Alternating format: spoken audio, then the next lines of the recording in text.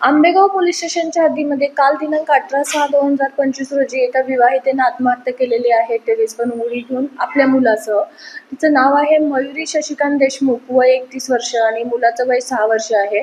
तर याच्यामध्ये ही मयुरी देशमुख तिच्या पतीबरोबर गेल्या 2 वर्षापासून आंबेगावच्या हद्दीमध्ये राहत होती, जिथं की त्यांना त्याच्या कार रेंटनं लावलेल्या होत्या आणि ही स्वतः नर्सरीमध्ये शिक्षिकेचं काम करत होती. आणि यावेळेला सुट्टीसाठी ते त्यांच्या गावी बुलढाण्याला, मूळचं एक कपल बुलढाण्याचं असल्यामुळे सुट्टीसाठी बुलढाण्याला गेलेलं होतं. तिथून परवा ती आपल्या भावाला बरोबर घेऊन पुण्याला परत आली आणि काल परत तिनं भावाला बोलवून घेतलं की माझं एक काम आहे, तू ये म्हणून. भाऊ जेव्हा तिथं आला त्यावेळेला घराला कुलूप होतं आणि त्यामुळे बाहेर भाऊ वाट पाहत होता. परंतु सेम टाइम त्याला एक आवाज आला म्हणून बाहेर जाऊन पाहिलं तर त्याच्याच बहिणीने टेरेसवरून उडी मारलेली होती मुलासह आपल्या. तर ह्याच्यामध्ये पोलिसांनी जेव्हा तपास केला, ते लॉक तोडून टेरेसवरती वगैरे गेले, त्यावेळेला तिथे एक वही मिळाली, ज्याच्यामध्ये तिनं लिहिलेलं होतं की नंदेच्या छळाला कंटाळून हा निर्णय घेत आहे, अशी एक सुसाईड नोट मिळाली.